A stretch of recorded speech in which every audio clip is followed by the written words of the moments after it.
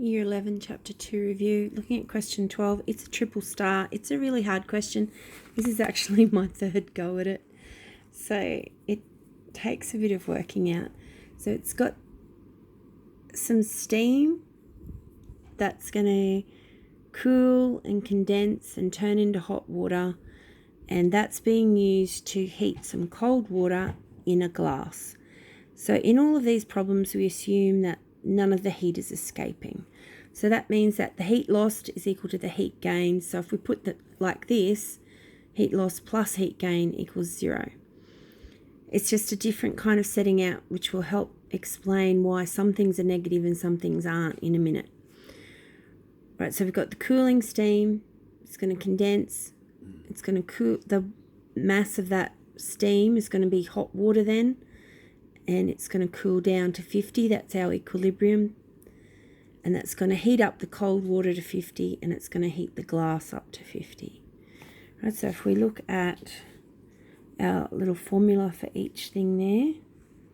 So we've got the mass of the steam, the specific heat of the steam, and the temperature change. We have got the mass of the steam, the latent heat of vaporization for the condensing. And then that's going to condense and make hot water with the same mass of the steam. That's going to be useful later. We're going to collect up all those masses of steams together to solve it, because that's what we're after. Specific heat of its water now. Water and steam have different specific heat capacities. And the temperature change. And then we have got the cold water, which is MC delta T. And we've got the glass. It's going to heat up as well. Right, so if we have a look at those,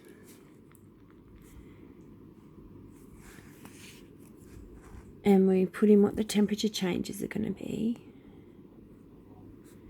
Temperature change for the steam is changing from 130 to 100. So you'll have 100 minus 130. Plus, and the hot water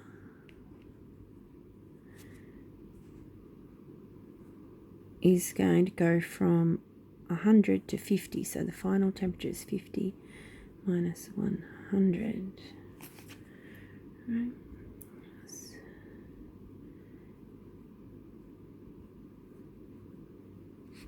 I'm just going to leave this like this because it'll just make things easier for a minute.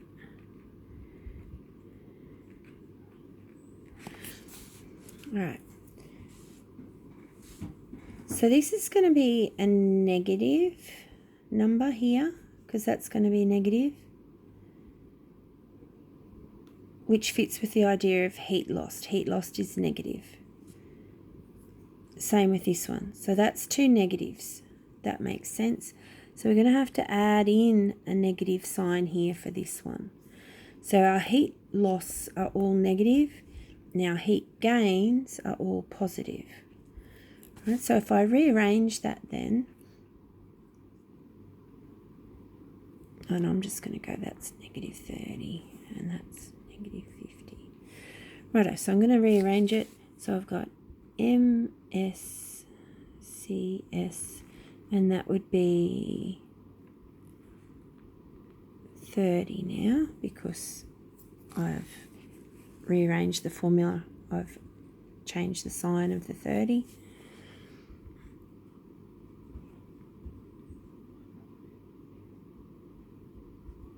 Plus, you can see me thinking, no, I'm going to do it like that. And bring this one over. We've got negative MCW,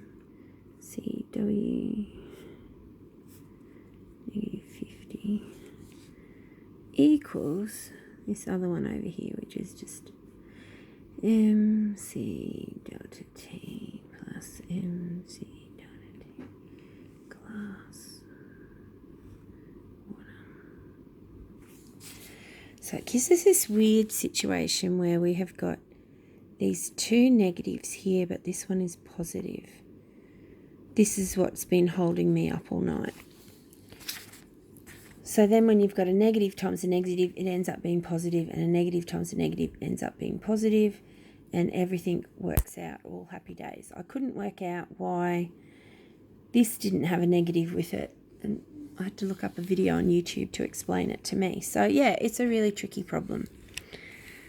All right, so the mass of steam is what we're after. We've got 30 times the specific heat. I'm just going to put the 30 out the front.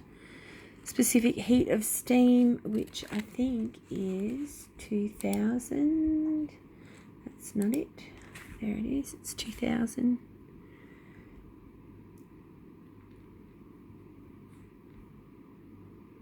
Mass of steam. We don't know the mass of steam, but we know the latent heat of vaporization is 2.26 by 10 to the 6. And we've got 50 times specific heat of water times the mass of steam. And this one, mass of the water, is given to us. It's 200 grams, so that's 0.2 kgs times 4180. And the temperature change, it goes from 20 to 50. So the final is 50, the initial is 20. Plus, I've run out of room. The glass is 150 grams, so that's 0.15. And the specific heat capacity is 664, and it goes from 50 minus 20, from 20 degrees up to 50 as well. So that gives me 6,000 mass of steam plus 2.26 by 10 to the 6 mass of steam plus 29,000. Now, I haven't got my skill calculator here, so I'm trusting the answers that are provided with your textbook, and sometimes they're dodgy, so just keep an eye on it. So that gives me 25080 plus 2988. So 2519000M. So we just collected all these together. Equals. So the mass equals 0.0111. That would be kgs. So that is 11.1 grams. So it's 11.1 grams of steam. That's a really difficult problem. It's really difficult because normally we just go, oh, the heat lost gets a negative out the front, but then you don't know what to do with this one. So this is a way that made sense to me when I watched the video. If you do it this way, the heat loss plus the heat gain has to equal 0. And then arrange it like that. Then rearrange. This ends up being positive. These will end up being positive because that's a negative times a negative. But yeah, quite a difficult question.